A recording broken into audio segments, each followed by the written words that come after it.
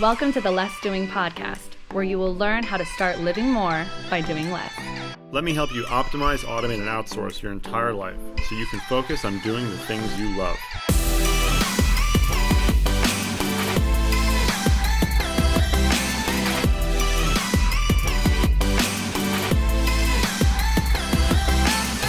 Now here's your host, Ari Mizell. Welcome back to the Less Doing podcast. I'm your host, Ari Mizell, and my guest today is Jason Fladlien, the creator and founder of Rapid Crush, which is possibly one of the best business names ever. So, Jason, welcome to the podcast. Ari, I am excited and I'm glad to be here as well. Well, thank you. So I want to talk a little bit about your background, but maybe it's the same story, but how did you come up with not just the name, but the concept for Rapid Crush? Yeah, so I had started my own business way back in 2007 when I first started working online, and it was just Fladlien Productions, which was totally unimaginative.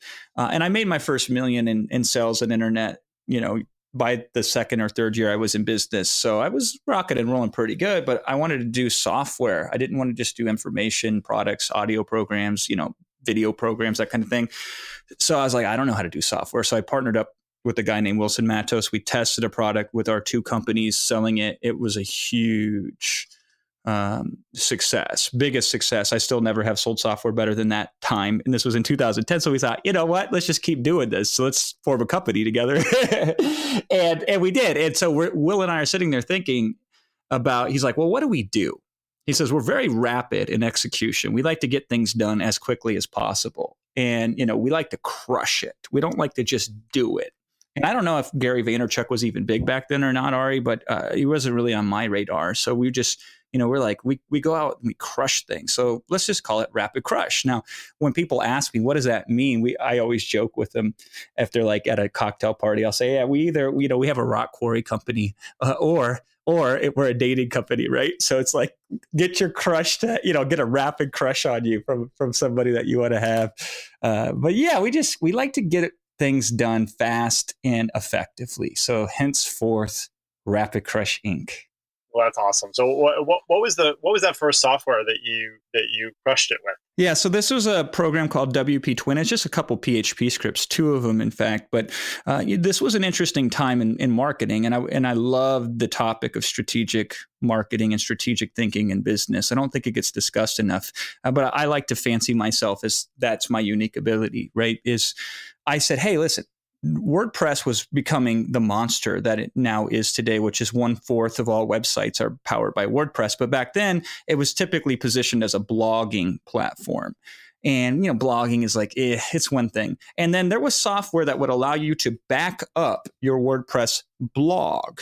And, backing up things it's a necessary, but it's not an exciting, sexy thing. Entrepreneurs don't get jacked up about the backing up process. Maybe their accountant does, right? So I said, you know what? We've been using WordPress to develop sales sites, niche sites that make money.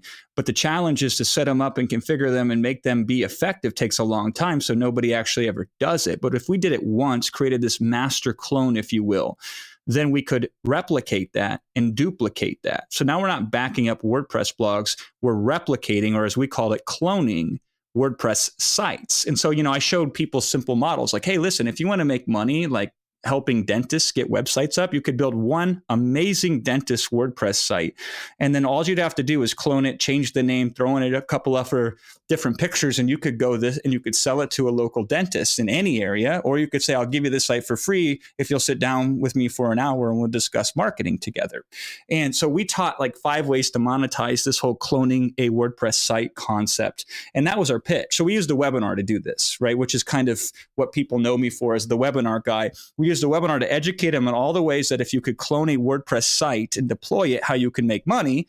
We gave amazing education on this webinar for free. And then the call to action was go buy this script. And we sold 15,000 copies of that script. It started at $77. I think it got up to the point where it's $197 because the internet had never seen anything like that. We changed it from blogs to sites, money-making sites, and we changed it from backing up to cloning. And so that was the birth and the beginning of Rapid Crush.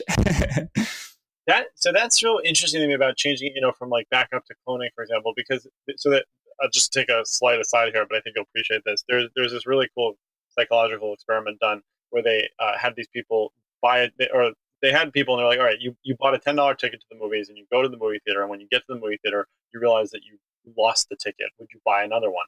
And most people, which surprised me, but most people are like, no, I'm pissed off. I'm over it. Like, I don't want to go to the movies anymore. I lost the ticket. And then they take another group of people and they say, you're going to the movies to get a ticket. And when you get to the movie theater, you realize that you lost $10.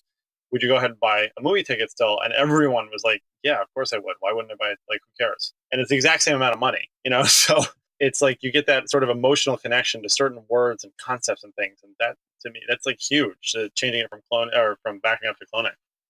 And that's been a study of my whole life, Ari. So when we sell our webinar program today, when I teach about the transition, because it's really important, because on a webinar, typically what you want to do is you want to give information first to help the person identify if this is something they should be doing it and how they should be doing it. So that's the role of information, is to get somebody excited to do the hard things that they know they should do, but currently aren't doing, that are going to get them the results or solve the problems that they're looking to solve. And then the selling portion of it, what we call the pitch section, is essentially saying, okay, I got this thing. I want you to buy it. Give me your credit card. Now go sign up and I'll give you something in exchange for the money you give me. And people get very nervous because it's a total different modality of communication. And so we teach this thing about the transition, where the example I give is this. So they did a study on a group of doctors. The first group of surgeons, they were saying, if this has a 90% survival rate, how likely would you be to recommend this surgery? And most of them say, yeah, of course I would, right? And then they asked the second group, they said, this has a 10% fatality rate. How likely would you be to recommend the surgery? And most of them say, not so likely. And so the transition of the idea is, if we position the information as like, this is fantastic, this is great, and now go off and do that, and if you need help, then you can pay me money and I'll help you, probably not going to do very well, right? But if we position it as, this is fantastic, this is great, and you can go off on your own and use this, but if we can do this together, and if I can have a vested interest in your outcome and your success, don't you believe that I would do everything I could to stack the deck in your favor, to give you the resources you need, to have all this material that I've developed and fine-tuned, and I can hand that over to you? Wouldn't it be better in that situation if you had such an option to consider it and think about investing in it, as opposed to only giving you the option to getting you all dressed up and hoping you figure out where you need to go? And now people are like, ooh, sell me something. It's all about how you position things, isn't it? On how people are receptive to them, regardless. It could be the greatest thing in the world for them, but if it's not properly positioned for them to be receptive to it, you're probably not going to make any money. Yeah, absolutely. Well, and so I gotta ask, I mean, like, how did you get this good, honestly? Because you really are. And I've seen you in so many different facets. Like, where did you learn this? So this is a great question. I really like it, because everything, my philosophy, Ari, is that everything is a series of trade-offs. So part of the thing is, I don't necessarily recommend anybody become as good at something in business as I have become at this type of, persuasion and communication and framing, especially on a webinar, because it's at the expense of a lot of other stuff. Now, I've been fortunate enough to hire the right people and have people around me that essentially do every other thing that I can't do, don't want to do, or would want to do, but would screw it up if I did it, right? And so that allows me to stay within my zone and my element. And my zone and my element is to try to be as strategic as possible from that position, and then deploy models that can act upon and realize the fruits of that strategy. And so on a very specific level, one of the ways that I got really good at this is memorization. And this is the least popular answer of any question I can ever give, but it's the God's honest truth, is if you want to learn how to be very persuasive, the first thing I would recommend you do is just brute force memorize persuasive communication. And this can be literally speeches from some of the greatest orators of all time. So, Martin Luther King Jr., I have a dream. Maybe it makes sense to memorize that speech. I would recommend it. And also things like, even like sales material. So I got the book Secrets of Closing the Sale by Zig Ziglar. It's still my favorite sales book to this very day. They're actually a client now. A company acquired the rights to all the Zig stuff, and they hired me to pitch it because I know Zig so well, as kind of a full circle deal. But I literally would take his closes on how he sold pots and pans back in the day. I would write them on 3x5 note cards. and I would memorize it. And I memorized a close a day for 6 months. It only took me a few minutes a day. I'd wake up in the morning, write it out, and then by the time I went to bed, I'd have a new close memorized. And then I heard this concept of taking these sales letters, these legendary long form sales letters in print and in newspapers and in magazines, and writing them all out hand by hand. But to me, it seemed like too much. I did one of those and I was like, forget that. I ain't doing that again. But what I did do is I said, what's the best paragraph or the best 2 paragraphs within this sales letter? And then I would write that out 10 times as opposed to 1 or 15 times. And what I discovered was I started memorizing these things. And so that's beautiful because now I don't have to reference things. And now I can essentially audition things in my head over and over again. So I can take a paragraph of really good persuasive communication, and in my head, without even speaking it out loud, I can audition it a bunch of different ways. What happens if I speak it slowly? What happens if I speak it fast? What happens if I get really loud with it? Or what happens if I'm very soft about it? And then I say, well, what happens if I substitute this word for that word? Do I feel more comfortable saying it? Do I think it's more impactful that way? And then I started noticing the following is when you start to mix different portions. What if I take the first half of this thing I learned over here in this sales letter and combine it with the second half of the thing I learned over there from this audio of this great speech, and kind of mold these 2 things together? What would that look like? And now you're creating net new communication from 2 existing models. But here's where it gets really great, Ari, is that you then get on these webinars or whatever sales communication channel you're going to use. And the cool thing is the new media is fun to me. Literally, Ari, there might be a limit on how long we could go on this podcast today from a technological point of view. I'm sure at some point in time, we would use up all the memory and it would crash and close down. But that's really our only constraint, besides obviously your amount of free time and my amount of free time. But old media had a constraint in terms of inches if it was in print, or in terms of amount of time if it was on television. And a webinar, though, really is endless. And so when I first started doing this, I would spend 4 to 6 hours, 8 hours sometimes on these webinars, because as long as people were there listening to me sell, I was going to keep selling. Now, as I made more money, I quit doing that as much, because sometimes it's okay to stop an hour early to sacrifice $1,000. Nowadays, it's not worth my time to do that. But back then, not only was it worth my time, but can you imagine, once I had the building blocks in place, I could perpetually test them in an environment where I could practice and profit at the same time. And so the first part was getting the right ingredients. And the second part was just cooking for hours and hours and hours together. And then eventually the feedback I would get from my audience based on observation and based on responsiveness kind of led me into the direction of the finer parts of persuasive communication. And then here I am 11 years later with a lot of unspectacular preparation that precedes the obviously spectacular results that we've gotten. Yeah, I mean, it certainly have. I mean, so now what are some of the, I guess, products or services that you're focused on now? I know that there's the webinar product, which we've used to great success. It's quite genius, as it's called. But is that so? Are you coming up with new products a lot? Are you focused on new selling methods? Where do you focus a lot of your efforts now? Yeah, great question. So there are 3 main areas that I am focusing on, and that my company is essentially focusing on by extension. The first one is to, as of now, extend the brand for Genius Webinars, because it took me, I perfected this stuff, Ari, but I never wanted to sell it because I didn't think anybody would want to learn how to do webinars, because the standard objection is, oh my God, I got to get in front of people. I got to be live, although you don't necessarily have to. I got to, put myself out there. And a lot of people, public speaking is scarier to them than dying. And this is kind of like public speaking. You got to have something worthwhile to sell, and then you got to know how to sell it. It's working without a net. So eventually, though, we were doing it because it was the most profitable thing we could ever do in our business. Online, it's very rare that a business can find something more profitable than a webinar. So we mastered it. And eventually, the marketplace caught up, where people were finally realizing that, oh, all these guys are using webinars to sell me. they're not selling me stuff on how to make money with webinars, but they're certainly using webinars to sell me stuff on how to make money. And so I think the marketplace had this shift over time to where the demand came in place. And so I said, you know what, I might as well go out there and teach people our model, because certainly other people are teaching their models, and most of them either learned it from me or they copied it off of me. So why not give them the real thing and make some money doing that? So we created the Genius Webinar programs. My actual focus is more on consulting with bigger level businesses strategically in their marketing and in their business. Because what I've discovered is it's a scary place right now online, Ari. It's there are not a lot of things that have been proven, optimized, and then made into a systematic, replicatable process.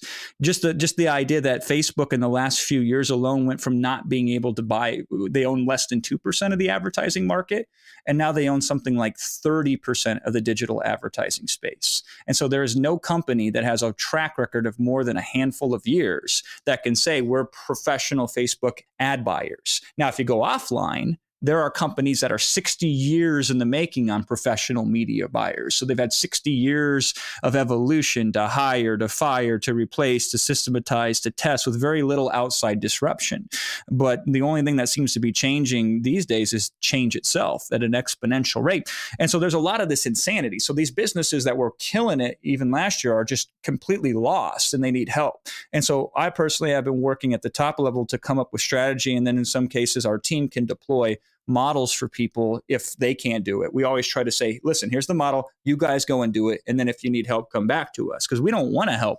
We'd rather have them do it. But most often, because I've built so many models and have my team deploy so many models, that most often we'll come in and then assist them. And obviously we'll do this out of, payment plus a percentage of profit. So that's the second place. And then the third place is, we design webinars for people.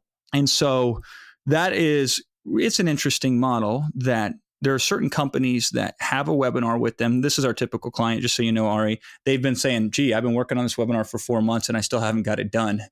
And we say, okay, stop. Quit trying to change your own oil. And then we change the oil for them, so to speak. Beyond that, though, my real passion, Ari, is writing. So we wrote this book, One to Many, but I'm like, the thing that it's all about legacy for me these days. I made the money. I'm financially independent and will be probably the rest of my life just based on my investments alone. And so I say, what leaves a mark? And to me, it's the book, because, there's still, when Gutenberg press was invented in like 1468 or something like that in the 1400s, there are still literally copies of the Gutenberg Bible that exist today. Think how many media has came and went since movable type was invented, but yet books are still, by and large, a huge part of how people consume. So books last forever. And so the books these days are where we're getting excited to, execute on certain things like strategic thinking and helping with strategic consultation, executing services for businesses. And then essentially, webinars aren't going to last forever, right? Holograms are going to come one day, and you're going to be able to push a button on your watch and a holographic person's going to pop out there and start selling you something. And I'm going to be the guy, hopefully, that can design the scripts and the pitches that are most effective. So as long as we can figure out the most effective sales communication, living within the most powerful strategic model that makes sense, that's where you'll find me. That's very exciting.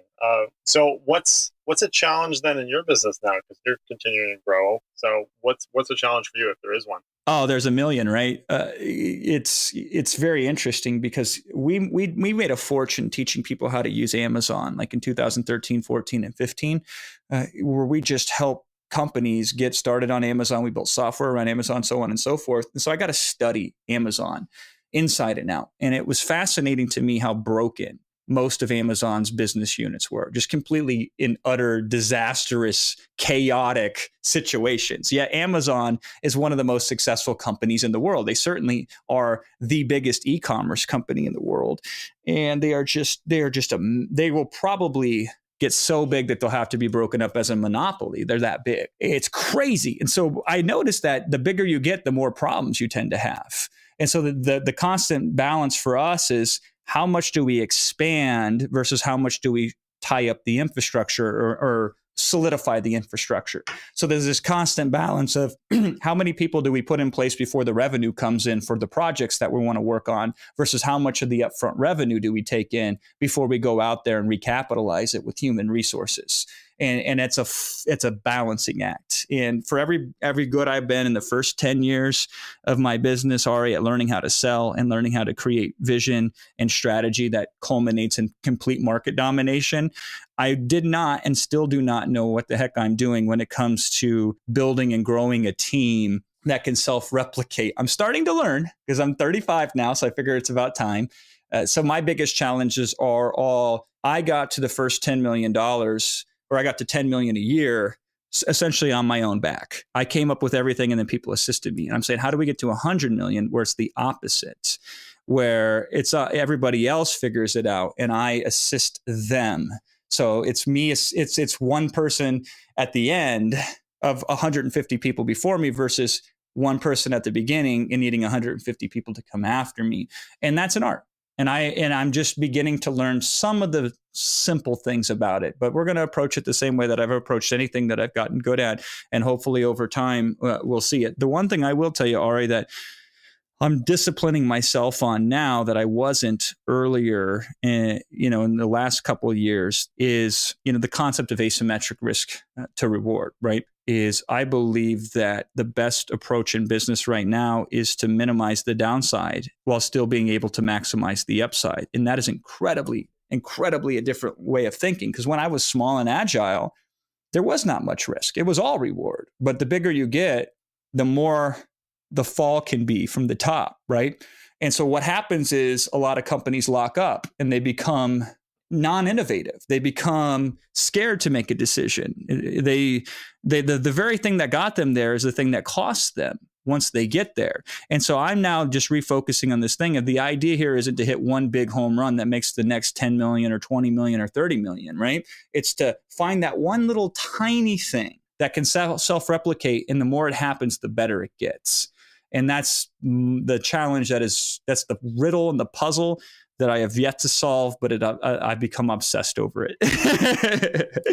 Well, those are the kind of challenges I love. So that's awesome. I mean, it's not awesome that you're having the challenges, but in a way it is, because it means that you're growing. So what the last question I always like to ask here is, what are your top 3 pieces of advice for people to be more effective? You can interpret that however you like. Yeah. So first one is study cognitive biases. These are the blind spots which make us or have us make bad decisions. Do you have a favorite? Sorry, not to interrupt, but do you have a favorite? Oh, yeah. I mean, I have so many of them. So I'll give you an example. The one that kind of hooks into the last question, it's fresh on my mind, is the availability heuristic. Uh-huh. So the availability heuristic is we typically we oversubscribe value to the things that are most recent in our memory or the things that are most easy to recall in our mind. And so the availability heuristic is fantastic because, first of all, it's a great persuasive tool. If I can load you up with things in your mind that are very recent that relate to and help you make a decision to invest in my product, that's going to help me make a sale. But on the flip side, if I'm relying on just my memory of what I can recall to help me with my decision-making processes of what I should do in my business and in my personal life, that's probably not going to be a good thing because we're so susceptible to these things that are typically what's in front of us is what we typically pay attention to, not what's best for us. And so the availability heuristic I see happen constantly to the detriment of people that don't realize that you only subscribe value to this thing and therefore act on this thing simply because it's in front of you or simply because it's top of mind. It's not necessarily the best thing for you, but that's how we're programmed by default. It's a survival mechanism. So kind of counteracting that. And I'll give you one more just because it's written right on my wall because I was talking about it the other day. It's the fundamental attribution error. So this is a cognitive bias where essentially we're more likely to subscribe situations to our behavior, but character traits to other people's behavior. So here's what I mean. If I snap at somebody, I can say, well, I'm not a mean person. I just didn't sleep well last night because maybe I was up all night. So I only got 2 hours of sleep. So of course I snapped at that person. I mean, it was the wrong thing to do, but I'm a good person. I'm not mean, right? But if somebody snaps at you, you say, geez, what a meanie. that person is just a bad person. So see how I've attributed a situation to my own behavior, but I've attributed a character trait to somebody else's behavior.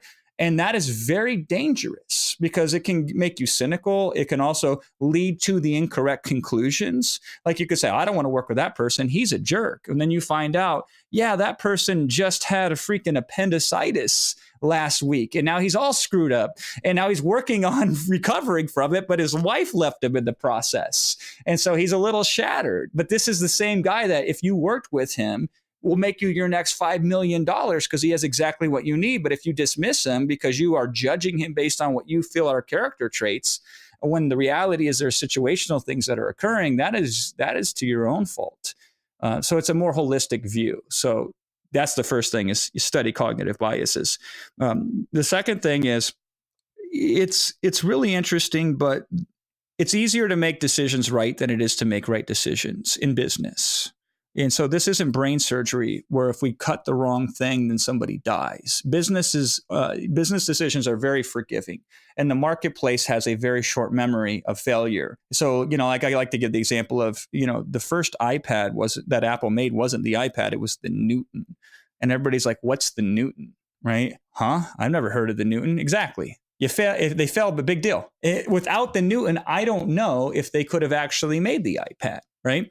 And then if you even think about what about the Lisa 2? Nobody remembers that hardly at all, especially the kids these days. Now, Apple's the number one most profitable company in the world. But I could roll up hundreds of examples of really stupid decisions that Apple has made over the years. Right. Yeah, no, that I totally forgot about the Lisa. That's funny. Oh, it's hilarious. And most of these are things that Steve Jobs did. And he was the pioneer of these failures. But think about it this way. If they're willing to take those risks and fail, then they're willing to take a risk and say, let's make a retail store called the Apple Store. And guess what? Per square foot, the Apple Store is the most profitable retail space in existence. Now, nobody else was willing to take the risk to do something that might not work like that. But because Apple has their DNA wired that we can take risks that if we fail, but it's not disastrous, then we can continue to take risk until one of them pays off. So Bezos says in his first shareholder letter to Amazon in 1997, he says, anytime you can risk 10 cents to make $1, you should make that risk every single time. And this is kind of a cognitive bias thing too, as well, as people will only risk, they'll do the opposite. They'll risk $1 to make $1.10, but they won't risk 10 cents to make $1. It's weird, but that's how it seems to be. And so the idea is to figure out what are some things that we can very quickly try that will most likely fail. Because here's a hint. Most of the things you do the first time you do them in business are like the first time a kid learns to ride a bike. You will fail. But if a kid gives up after the first time they ride a bike, or if the parents say, this bike riding stuff isn't for my kid, then nobody would be riding bikes anymore. And so make a decision and then make it right, as opposed to worrying about making the right decision. That's the second thing. The third thing is, and this is very specific based on what's happening in the marketplace right now, but they think that there's a simple solution to their marketing problems. They literally think if I hire this one person, then all my marketing problems will go away. But that one person, they want to do 17 different individual jobs. So they're like, we want the marketing guy, but they want the guy that also writes the email copy, and they want the guy that makes the video scripts, and they want the person that designs the landing pages, and they want the person that buys the Facebook ads, and they think that's one person. That's 17 people. But the problem is you don't probably have the budget, nor do you have the capacity to bring in 17 people in-house, try them out, hire and fire and keep who you want, and then build something out of that. And so the idea becomes theory of constraints. And so the idea is this: what's the number one constraint in your business right now that you could remove, that if you removed it, would allow more throughput of inventory in your business? And so that's simply, don't look at who's the guy I can bring in to add complexity to my business. You say, what's the number one constraint in my business right now? And how can we remove that? Because if you remove that constraint, you'll actually be able to create momentum to not hire the mythical person that can do 17 different things great. You'll be able to hire that one person who can do that one thing great that is most needed now because you freed up a constraint. So remove the constraint. That's the third piece of advice that I would recommend. Those are just totally excellent. So Jason, thank you so much. Where can people find out more about you and Rapid Crush and Genius Webinars and everything? Yeah, absolutely. So I would recommend that you go to rapidcrush.com to figure out more about my company, and definitely go to amazon.com and put into the search the book One to Many. So just put the words One to Many in there at Amazon. Buy the book on Kindle or paperback or hardback. It's an incredible book, and I think it'll help a lot. Thank you so much. Thank you. Thanks for listening to the Less Doing podcast. At Less Doing, we help entrepreneurs who have opportunity in excess of what their infrastructure can support to set up systems and processes that empower a team to ultimately make themselves more replaceable. That way, they can optimize, automate, and outsource everything in their businesses in order to be more effective. If you want to find out more about Less Doing, the podcast, the blog, the books, and all of the wonderful programs we offer to help you get from where you are to where you know you want to be, go to lessdoing.com/podcast and check out our OAO blueprint so you can get started today.